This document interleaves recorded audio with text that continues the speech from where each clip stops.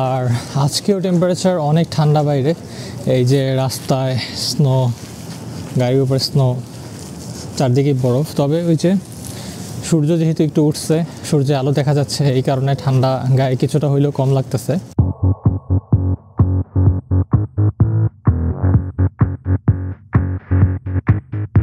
So hello everyone, welcome to my another video. আমি প্রায় 7 দিন হলো একটা জবে জয়েন করছি। তো এইটা মেইনলি একটা রেস্টুরেন্টের জব, বাসবয়ের জব। তো যারা বাসবয় সম্পর্কে জানেন না, এটা হচ্ছে বাসবয় মূলত ওয়েটারদের হেল্পার হিসাবে কাজ করে। যেমন ধরেন খাওয়া শেষ হয়ে গেলে প্লেট যেগুলো আছে এই সব কিছু উঠানো, এছাড়া আরও রেস্টুরেন্টে যে টুকটাক যাবতীয় কাজ থাকে, তো সেই সব কাজ অনেকটাই করে। ওকে, তো এইখানে জবে আসলে 7 দিন যাওয়ার পরে আমার কাছে একটা জিনিস মনে হয়েছে যে আমি যদি বাংলাদেশ থেকে কয়েকটা স্কিল শিখে আসতে পারতাম, সেটা আমার এই জবে অনেকটাই হেল্প হইতো।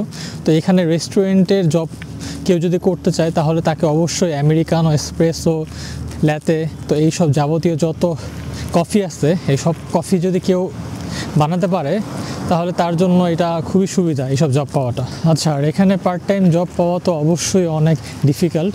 তবে কিছু সোশ্যাল প্ল্যাটফর্ম আছে যেমন ইনডিড, গ্লাসডোর। তো এই সব প্ল্যাটফর্মে আসলে আপনি যদি জবে অ্যাপ্লাই করেন, আপনাকে অলমোস্ট 100-200 জবে অ্যাপ্লাই করার পর হয়তো বা 1-2টা থেকে ইন্টারভিউর জন্য কল করতে পারে।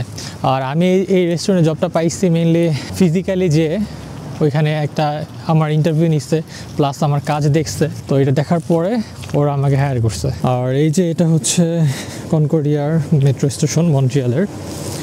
তো আজকে দেখাবো যে কিভাবে আমরা মেট্রো স্টেশনটা ইউজ করি, কিভাবে আমরা মেট্রো ইউজ করি।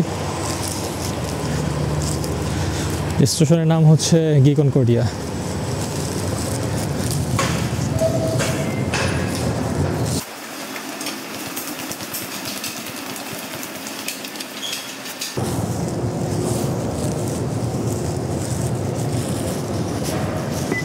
তো এখানে অপাসটা স্ক্যান করলাম, গেটটা খুলে গেল। তারপরে এই যে এখন সরাসরি মেট্রো নিচে নামতেছি। আর এই যে স্ক্রিনে এখানে দেখাচ্ছে যে আমাদের মেট্রোটা আসতে আর 1 মিনিট সময় লাগবে। আর অলরেডি মেট্রো সাউন্ড শোনা যাচ্ছে, তার মানে মেট্রোটা অলমোস্ট কাছাকাছি চলে আসছে। এই যে দেখতে দেখতে মেট্রোটাও এসে বসছে।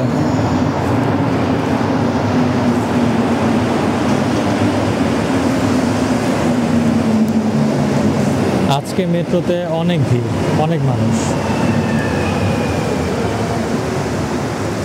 আচ্ছা, মেট্রোতে ঢুকেছি।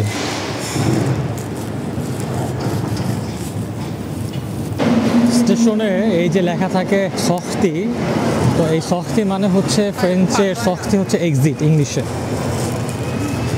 তো আমরা এই যে এখন মেট্রো স্টেশন থেকে এক্সিট করব।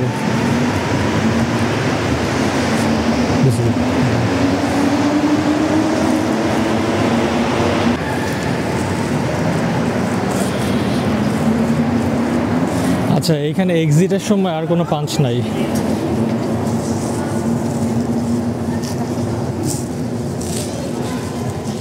মেট্রো স্টেশনটা অনেকটা মেইজের মতো। তবে এখানে যেখানে যেখানে লেখা আছে এক্সিট সক্সি, তো এটা দেখে দেখে বের হইলে আর তেমন একটা সমস্যা হয় না।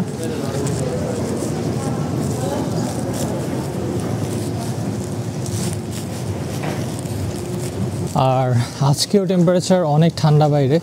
এই যে রাস্তায় স্নো, গাড়ির উপরে স্নো, চারদিকে বরফ। তবে ওই যে সূর্য যেহেতু একটু উঠছে, সূর্যের আলো দেখা যাচ্ছে, এই কারণে ঠান্ডা গায়ে কিছুটা হইলেও কম লাগতেছে। আর এই স্টেশনের নাম হচ্ছে ম্যাকগিল স্টেশন। এইখানে আসলে রাস্তার পাশে অনেক হোমলেস দেখা যায়। এই দেখেন, যাদের কানাডাতে আসলে ঘরবাড়ি নেই তারা এইভাবেই থাকে রাস্তায়।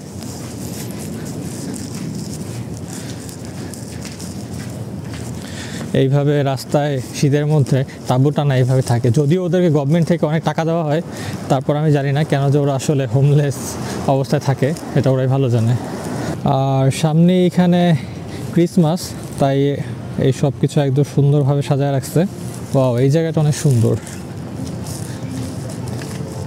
এটা সম্ভবত একটা চার্চ হইতে পারে, আইডিয়া নেই। আমার কাছে মন্ট্রিয়ালে এই জায়গাটা খুব ভালো লাগে। এটা সেন্ট ক্যাথরিন স্ট্রিট। এই জায়গাটা মন্ট্রিয়ালের one of the beautiful street. আর এই যে এটা হচ্ছে বেস্ট বাই, আমি বলবো যে কানাডাতে ইলেকট্রনিক্সের জন্য বেস্ট বাইটা ওয়ান অফ দ্য বেস্ট। আমার ইলেকট্রনিক্সের যত গ্যাজেট আমি ম্যাক্সিমাম এখান থেকে কিনছি। তো এখানে অড জবগুলো আসলে এক্সট্রিমলি ফিজিক্যাল জব, আপনাকে শারীরিকভাবে খুব সক্ষম হইতে হবে আর অনেক ওয়েট লিফট করা লাগবে। যেমন আমি এখানে 8 ঘন্টা যে আমার শিফট, তো এই এভরি 8 ঘন্টা শিফটে আমি অলমোস্ট 16 থেকে 20 কিলোমিটার মতো আমার হাঁটা হয়।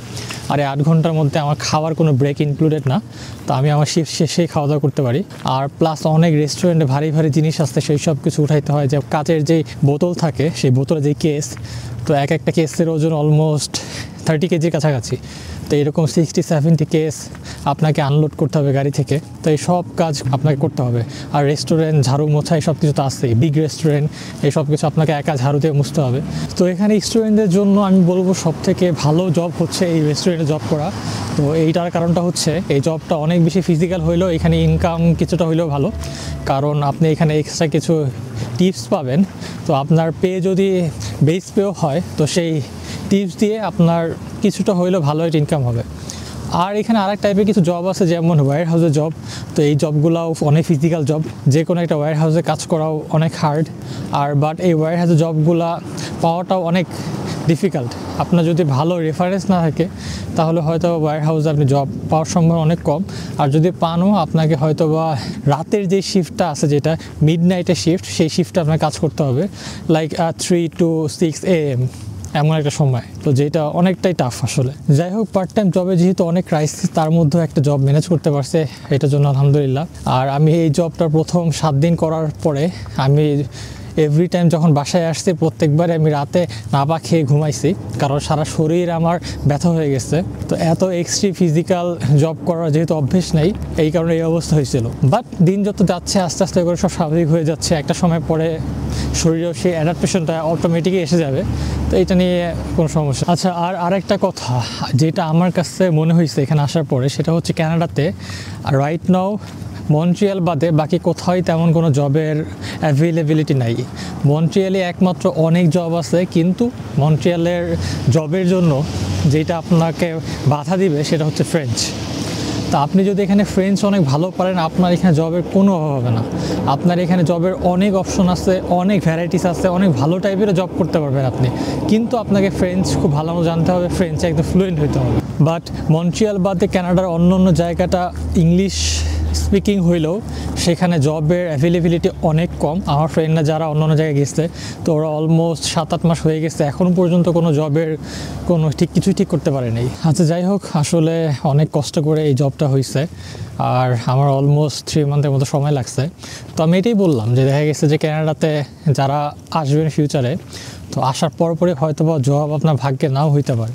তো এটা নিয়ে হতাশ হওয়ার কিছুই নাই, যদি আপনার ভাগ্যে আল্লাহ তাআলা যাও লিখে রাখে, তবে সেটা অবশ্যই হয়ে যাবে।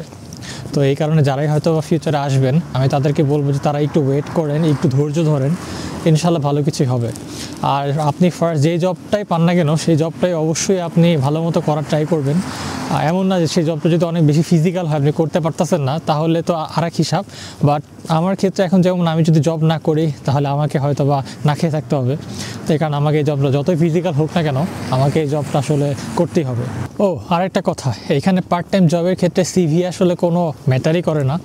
আপনি যতই ভালো সিভি করেন না কেন, তারা আপনার সিভি কখনো দেখবেই না। তো আপনার যদি ভালো একটা রেফারেন্স থাকে, তাহলেই আপনার এখানে জব হবে।